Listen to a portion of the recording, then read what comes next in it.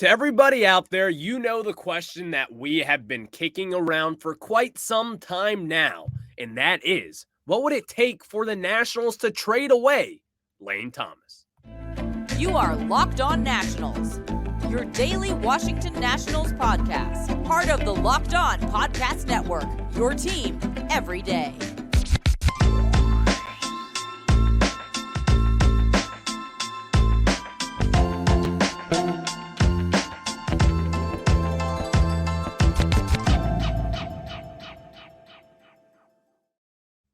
And thank you guys for making Locked On Nationals your first listen every day, as we are free and available wherever you get your podcast. I'm your host, Ryan Clary. You can catch me over on Twitter at RyanClary11, as I have taken my passion for baseball into podcast form here with the Locked On Podcast Network, where you get your team every single day. To the everydayers out there, find me over on Twitter at RyanClary11, and also follow the show at LO_Nationals as well. And before we get started with previewing today's show, happy Independence Day to all of you Americans out there. It is a special holiday where we all get out. We get to celebrate this country and do what we need to do. Maybe someday the Nationals can celebrate Independence Day from the Mid-Atlantic Sports Network. Hey, who said that? Not me. Don't say that. Don't be mean. Don't be mean on this Independence Day. That was just a joke. So let's get into it. Today's show will be a little bit shorter on this nice little holiday, you could say. So we're going to discuss, it's MLB Draft Week. You guys all know, each and every day this week, I'll be breaking down one potential Nationals prospect who could be drafted this Sunday by them. On today's show, it's the big right-handed pitcher, Paul Skenes from Louisiana State University. I broke down his teammate yesterday and what he could do for this Nationals organization. So today, we're going to break down Paul Skenes. We'll get into that a little bit later on. But let's start off with this topic to chew on here. We all know about the trade deadline here in Washington, D.C. Over the last few years, it's been an eventful one, to say the least. You've traded away Juan Soto, Josh Bell, Max Scherzer, Trey Turner. Mike Rizzo has done all of these moves, and so far, the early returns on these deals have been pretty damn good. And even highlighted by a Jon Lester trade back at the 2021 deadline for none other than Lane Thomas, the outfielder right now, who sits at the center of trade discussions in Major League Baseball. And Lane Thomas, let's just get this out of the way real quick. I don't want to trade Lane Thomas. At one point last month, it kind of stuck to me that I don't know if we could trade Lane Thomas the way that this guy's been playing. Just the simple fact of his age still being in the mid to late 20s there. This guy still has 2.5 years left of control on a really cheap deal, obviously. Lane Thomas has been an incredible portion of this Nationals team so far this season. And if you ask yourself this question, where would we be without Lane Thomas? The Nationals would be a lot worse, I can tell you that. But the question is today, what would it take to trade away Lane Thomas? And let me answer that. It would have to take a big deal. And now it's nothing going to be near what we got in return for Juan Soto. Nothing even close to that. You probably won't even get a prospect similar to all those guys that we got in last year's deadline. But my potential package for Lane Thomas, something that I would give the check mark to for Mike Rizzo to make this move, if you were to get a fringe top 100 prospect. And it's not just that. You would have to get a top 100 or a fringe top 100 guy, someone who has been a legit prospect to, and also someone who's hopefully close to the major league, someone that we could see potentially at the second half of this season. I would like to see a move like this if it were to meet the asking price, and that is the only question here, is if a team would meet that asking price. Because I know Mike Rizzo. I don't know him, but I know that he's going to do this. He's going to set a price high, and if teams don't make that price, he's not going to sell Lane Thomas, and that's the way that it should be. Just from what the simple facts of what Lane Thomas has done here in Washington, what he has proven this season, the steps and the strides that he has making over the last few years. This guy is a legit ball player that people will be calling for come this trade deadline. You look around the National League and really the American League as well. People need outfielders. They need depth in their outfield. Lane Thomas is not only a depth piece, but this is someone who's going to be a starter for a team if they do trade for him. And when these guys do come available, like a Lane Thomas, it's always a tough question to ask because you ask yourself this: is he blocking anyone down in the minor leagues? Well, if you put it that way, you got Robert Hassel, you have Elijah Green, you have Jeremy De La Rosa, and you have James Wood, and you potentially also have Dylan Cruz, Christian Vaquero.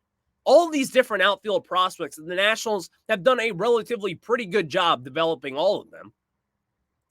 You have to ask yourself this question: is this guy blocking anyone? And I still say no. I say no, that Lane Thomas is not, and that is why I would not be trading him come this deadline unless you are blown away with the offer. And what would an offer that would blow me away look like? Like I said, a fringe top 100 prospect, and as well as another lottery guy. And when I say a lottery guy, I mean someone like a 17-year-old down in the Dominican Summer League there. Kind of someone that you would hope would turn into Yordan Alvarez, similar to the way that the Dodgers traded him over to the Houston Astros years ago. I want one of those lottery type of guys along with a fringe top 100 prospect. Because Mike Rizzo, if he wants to do this, I give him all the trust in the world when it comes to these trades. And don't forget this: you will basically turn Jon Lester, that trade that you got in return for Lane Thomas, you will turn that Jon Lester trade into a maybe fringe top 100 prospect, someone who could help you out for the next 7 years. And you could also turn it into another lottery guy, someone who has been very good down in the Dominican Summer League, someone the Nationals can develop. That is kind of what I would hope for in return. Now, is that possible? Is that even feasible for Mike Rizzo to pull this off? Yes, it is. Mike Rizzo, while he is a scout, a generational scout, someone who is very good at his job, someone who develops talent, someone who finds talent in general, Mike Rizzo, the best things that he has done as a GM for the Washington Nationals were working the trades.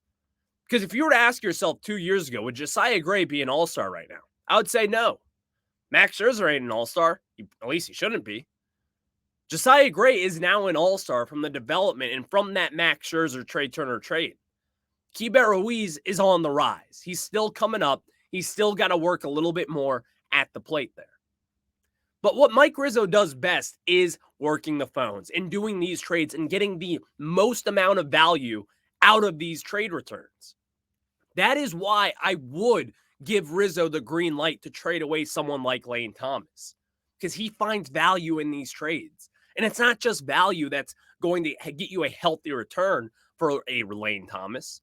It's someone that's going to help you down the line. Because Lane Thomas, I love the guy. Let's be honest, we love him. But is this really the Lane Thomas that will be here over the next few years? Do we think to ourselves that this guy may have peaked his value this season and that the Nationals should sell high? Because that's how I believe about many of these guys who could be, quote unquote, one-hit wonders. Now, I've always been really high on Lane Thomas. I've always kind of said he's not a five-tool player, but he's got a five-tool kind of mindset. The guy runs, he plays defense, he can hit for power. 14 home runs this season through about 83, 84 games. This guy's been incredible for the Nationals this season. 14 home runs, many RBIs, many extra base hits. He's walking a little bit more. He's striking out a ton, but even then, you kind of expect that from Lane Thomas. And in the year of 2023 in Major League Baseball, striking out to no issue. No issue whatsoever. So what Lane Thomas has done, not only has it been impressive, but it brings up the question is, do you have to sell this value high and get something back in return while you can? Because it doesn't matter how good Lane Thomas is going to be down the line. His value will not be as high as it is right now, as we saw with last year's trade deadline when it came to Juan Soto. Juan Soto's value back then was higher than it will ever be. And the reason why that is because he had 2.5 years left of control. That's 3 postseason runs for a baseball team. That's very good. Because typically you sell when they only have a half year left. But if you sell when it's time to sell, like 2.5 years before they're free agents, then that's the time to do it. So if Mike Rizzo, if he were to come to this deadline and he sets a price and he's like, I need X, whatever that be, a fringe top 100 prospect, I'm going to need a lottery guy as well. Someone who's a young up-and-comer prospect, hopefully down in the DSO. That is the asking price that Mike Rizzo will be asking for. And if a team does meet that asking price, and if he likes the prospects that they're given in return, then guess what? Mike Rizzo, you should pull the trigger. You should absolutely do that trade. Because this Nationals team, while it is exciting with Lane Thomas, while he has been a very bright spot to this team and the organization this year, and while he's kind of been an analytical darling at some senses, you could say also, just from the way that he's developed here in Washington, D.C., the eyes are on the prize, and the prize is the future. If Mike Rizzo can generate prospects, some guys that could help us down the line to even further our window of winning for the next decade, then I think you have to do that trade. But also, if you were to ask me if they're not going to meet that price, and I'm meeting, you got to meet that price. You have to give me that. The fringe top 100 prospect, someone who's going to turn in and be a very good, solid prospect down the line for the Nationals, and as well as that lottery kind of guy, then I'm not selling him just because of the value that he has brought to this team. And it is an important factor to have someone that could help you right here and right now, especially when you have younger guys coming up who will need a veteran presence to really kind of help them mold into the major leagues. So again, Lane Thomas, they got to meet an asking price when it comes to trading him, in my opinion. You should not just trade him away just to trade him away because you have Robert Hassel and James Wood and Elijah Green, Christian Vaquero, Jeremy De La Rosa. That's not how this works. You have to bank on someone like a Lane Thomas, either trade him or keep him and help him be a building block for this Nationals rebuild. So Mike Rizzo is going to set the price, and a team's going to have to meet that price to trade him. That's just my opinion. Simple as that. The Nationals do play today, July 4th at 11:05. And if you're already watching this, guess what? The game's already happening. So you can catch every pitch of the Nats hometown broadcast with SiriusXM on the SXM app. Just search Nationals there. And the best time of the year for the Nationals is draft season. So now it's time to break down right-handed pitcher from Louisiana State University, the World Series champions, and their number one pitcher, the number one prospect in this year's draft. That is right-handed pitcher Paul Skenes. We're going to break down him and really get down to what the Nationals could do with Paul Skenes. But before we do that, I got to tell you guys about our friends over at FanDuel. And guys, take your first swing at betting on MLB on FanDuel and get 10 times your first bet amount in bonus bets up to $200. That's right, just bet $20 and you'll land $200 in bonus bets, win or lose. That's $200 that you can spend betting everything from the money line to the over-under to who you think is going to hit the first home run, all in an app that's safe, secure, and super easy to use. Plus, when you win, you can get paid instantly. There's no better place to bet on MLB than FanDuel, America's #1 sportsbook. So sign up today and visit FanDuel.com/lockedon to get up to $200 in bonus bets. That's FanDuel.com/lockedon. FanDuel, the official sports betting partner of Major League Baseball. Now we get back into it as it is time to break down the big, the nasty, the scary right-handed pitcher, Paul Skenes from Louisiana State University. And let's just get right into it. Rip the Band-Aid off here, jump right into this pool. Paul Skenes, if you are aware, is probably the best pitching prospect since Steven Strasburg, the #1 overall pick back in the 2009 MLB Draft for your Washington Nationals. And that is when the rumors started to swirl. Paul Skenes will be a Washington National. Paul Skenes, if he is there at #2, will be a Washington National. We'll get into that part of it a little bit later on, but let's talk about what Paul Skenes does really damn well for potentially your Washington Nationals. Paul Skenes is known for his 99-mile-per-hour fastball. He really sits 99 all the way to 101. This guy is a wonder when it comes to pitching and when it comes to his fastball. He's got one of the best fastballs entering the MLB draft probably since Steven Strasburg. You could make the case for someone like a Garrett Cole, but Paul Skenes has an 80 grade fastball. If you aren't aware how these prospect scales work, an 80 grade fastball is the highest you could possibly go. He got 100% on his test. That is how good Paul Skenes has been graded as far as his fastball goes. And also you may ask, well, MLB hitters can hit fastballs. Absolutely. What's his secondary pitch? His slider, which is also one of the highest graded pitches in this MLB draft. He's got the arsenal just from those two pitches to be a successful major league pitcher. He really does. But he also throws a changeup. But you may ask, there's got to be something wrong with this guy, right? Not really. The only issue, really, when it comes to Paul Skenes, some people bring up his mechanics and say they're a little bit flawed and say that it could cause an arm injury down the line. I'm not going to get into that. I don't really know what it is with that. Those experts, quote-unquote experts out there, they say they can narrow it out. Let them do that. Paul Skenes, what I have seen so far is someone who's going to command the zone relatively well, while the strike zone is a little different at the college level than the major league level. The umps are a little bit worse down in the NCAA, let's just be honest. But Paul Skenes and what he has done, I think he has proven himself to not only be the best pitching prospect since Steven Strasburg. In my mind, he's probably a top 2 or 3 pitching prospect of all time. Just from what this guy has done at the college level in 1 year of just pitching. This guy was a two-way player at the University of Air Force. And oh, by the way, Paul Skenes the other day on Sunday Night Baseball on ESPN, he discussed the possibility of being a two-way player at the major league level. And now, while you may ask yourself, was he a good hitter? Is this a possibility?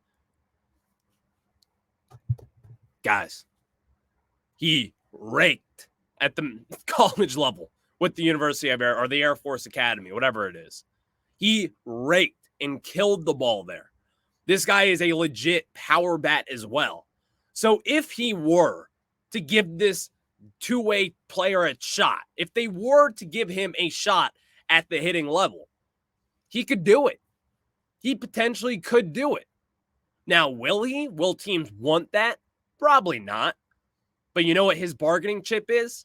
I'm not going to sign with you unless you give me a fair shot to do both. And he wasn't joking when he said that he really wants to do it. He wants to give it a try. He should be. Because if you look at his numbers, this guy has the power. In my opinion, if you were to give this guy a grade or a prospect grade on his power, I think it's 60 grade power. Someone who's probably was going to be a second or third round pick just as a hitter if he never pitched. But he pitched, and we know he's really damn good at it. So that is why he's going in as a pitcher. But now let's flip this question to the national side of things. If Paul Skenes is there, will the Washington Nationals take him? I'm starting to believe that not only will Paul Skenes not be there, he's going to be the number 1 overall pick. Just from what the Pirates and the Nationals, everything that has been coming out as of recent, the way that Dylan Cruz has alluded to the fact that he doesn't really want to play for the Pittsburgh Pirates, who, in my opinion, Dylan Cruz is the number 1 prospect in this year's draft. So Paul Skenes, it is looking like he will be going to the Pittsburgh Pirates there at number 1 overall. And I say that, and it's honestly a great pick. I was talking with Ethan Smith of Locked On Pirates the other night, and we were both saying, if we get Paul Skenes or Dylan Cruz, I'll be thrilled. And that's really the truth with it. I love Paul Skenes. I love the prospect that this guy could be. I truly do believe that this guy is a potential Cy Young Award winner down the road. And also, he's got Justin Verlander's agent. It's not nothing. Paul Skenes could be that kind of guy who turns your farm system around, who is your opening day starter for years to come. Inked in pen. That's the kind of guy that Paul Skenes is, the guy who's going to take the ball in Game 7 of the World Series and lead your team to a victory. The guy who, in an elimination wildcard game, will take the ball out of the bullpen and lead your team to victory. That is the kind of pitcher that Paul Skenes has proved himself to be. And I think that is why the Pittsburgh Pirates will take him number 1 overall come this MLB draft on Sunday night. It's not for the fact that, well, while Dylan Crews, the rumors have said that he does not want to play for Pittsburgh and he wants to play for Washington, D.C. I don't really think it's because of that either. Because the Pirates could take Dylan Crews and he would sign the deal. I don't care what anyone says. This guy would not hold out. He would not say, no, I'm not going to play for you. No, it's not how it works. It's not going to happen. But Paul Skenes has worked his way into that number 1 overall pick. And it's not just because of all these rumors that have come out saying how Dylan Crews doesn't want to be in Pittsburgh, how Paul Skenes could cut a deal at number 1 overall. This guy's a legit player. And I do think it is a coin flip for the Pirates to take Dylan Crews or a Paul Skenes. Just from the way that he proved himself over this College World Series. That this guy is not only a legit prospect, but he is a very good front-of-the-line ace type of pitcher. Someone who is a generational prospect that some people have been touting for him now.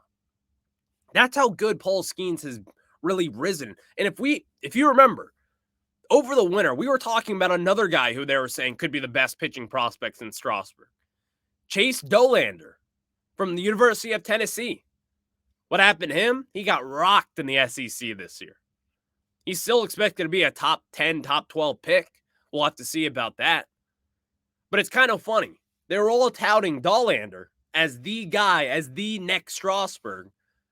And not only is he not that, but he got taken over by someone else who is probably better than Strasburg.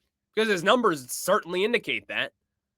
The way that Paul Skenes has pitched this year, his numbers are insane. And I didn't even read these off for a reason, but hear me out for a second. He had 15.3 strikeouts per 9 innings. He had a 1.69 ERA in 19 starts.